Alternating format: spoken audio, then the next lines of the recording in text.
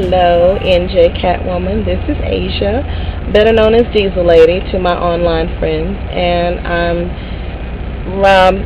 just now getting settled in. I've been driving all day. I just wound up in Springfield, Missouri, and it's time for me to do my video. How did I get started in trucking? Well, I saw a lady get out of a truck in my hometown. She was very beautiful. She was wearing heels. I was very impressed, so I walked over to her, struck up a conversation.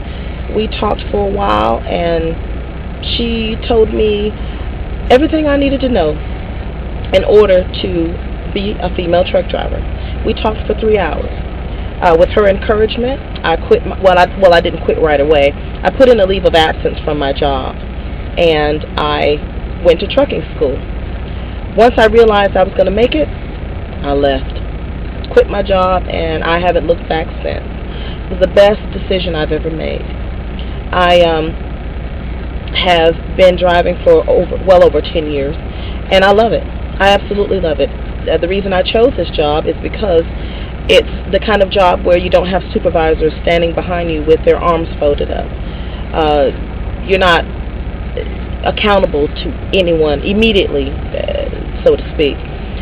You have the last decision, or you have the last say, rather, in what happens with this truck. You're the boss of this truck. If this truck moves, it's because you say it moves. If it stops, it's because you say it stops.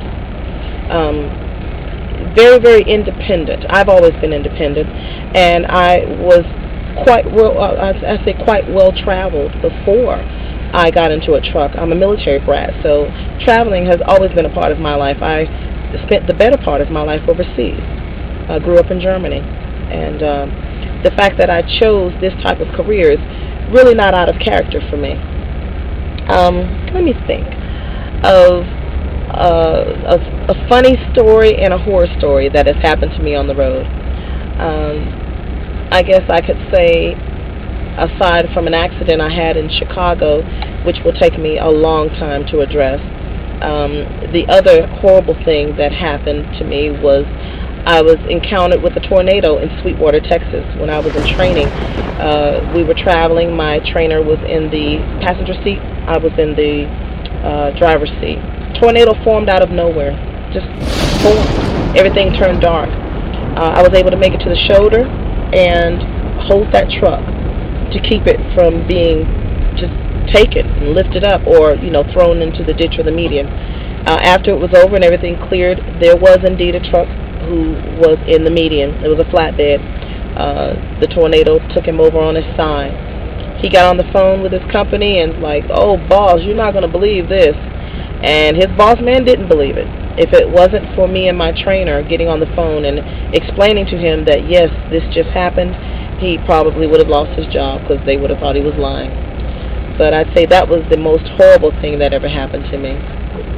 The funniest thing that's ever happened to me was this guy that loaded my trailer in Orlando, Florida one time. It was a load of scrap metal, and he loaded my trailer, but another gentleman came out and told me I was ready. I needed to go to the back. So he was in the back waiting for me, and when I walked to the back, he just stopped me, and he started talking to me in this strange voice, and he sounded just like a movie announcer. He explained to me the procedures I had to encounter when I went to the receiver, and he started talking to me like, "This is your paperwork. Guard it with your life. This is your seal. Do not break this seal. Only the customer can break this seal. If you arrive with your seal not intact, they will not unload you. Here is your packing slip. You must present it at the guard shack. If you do not present it at the guard shack, they will not accept your load. Do you understand my instructions?" And I was almost about to spit in his face, because it took all I had to hold in my laugh. And I said, "Yes, sir, I understand. I understand." And then he walked off. "Now remember, do exactly as I have instructed, or you will be turned away." And he walked off. And so I went back to my truck, and I almost died laughing. And then I finally went back on the dock to the office, and I just had to know before I left there. And I walked inside and asked management, I said, does that guy really talk like that all the time? And they were like, yeah, that's the way he talks. I said, wow. Oh, now let me see. Some of the gender challenges or gender-related challenges I faced, I really can't say that I have faced any.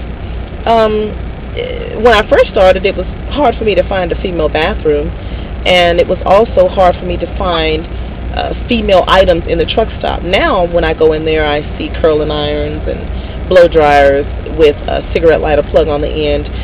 So I'd have to say things have improved tremendously, which is wonderful. But I guess they always try to make everything about men, and they forget that there are a lot of female drivers out here.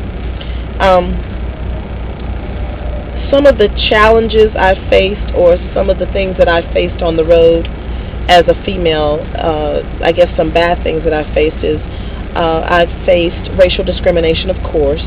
I've faced harassment, both just regular old harassment as well as sexual harassment.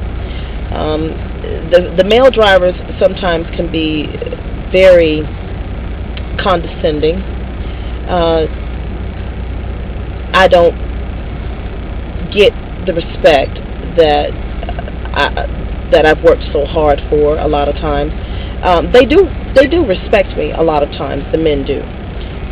But it's very, very rarely that I can go through an entire day without having some male driver say something negative to me, just because I'm a female. I mean, that's the only reason they have. You don't necessarily have to provoke them in any way. They can just say nasty, mean things to you for no reason, just because many of them just don't want us out here. I mean, that's just a fact. There's really nothing you can do about it. And I'm not picking on trucking, by the way. That goes with any male-dominated industry. You're going to have a hard time. If you have tough skin and you are very, very likable and personable, you get along well. But the thing is, you have to demand the respect in the beginning. You can't be loose and easygoing and ha ha ha ha, and then later on you want to be serious, because it's going to be hard for them to adjust. If you come off as being a serious team player in the beginning, you will get that respect a lot more quickly than if you try to fit in and try to be liked by the men. My advice to women entering into this industry is to stand out as much as you can. Break down stereotypes. Be a nonconformist. Do things your way. And whatever you do, don't try to fit in. You be who you are. The person you were before you got behind the wheel, that's the person you need to be throughout your career. Be respectful. I would say dress conservatively. Even if you're not used to it, it really helps out here. It helps you to gain respect a lot quicker than you would if you dressed provocatively. Only ask for help when you absolutely need it.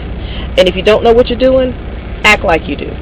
I mean, don't show them that you're vulnerable. Don't give them a reason to say, oh, that's why women don't need to be driving anyway. Just do what you do and be the best at what you do. And who knows, maybe I'll see you on the road. It's been a pleasure, NJ. And I hope this footage helps. And I encourage any woman to consider trucking as a full-time career. And also enjoy yourself on the road. Do everything you've ever wanted to do. Take pictures, explore, meet new people, experience different cultures. There is a whole big world out there, and you can experience it all behind the wheel of an 18-wheeler. I certainly have, and I couldn't dream of doing anything else. All right. Thank you guys for taking the time to view my video. Bye.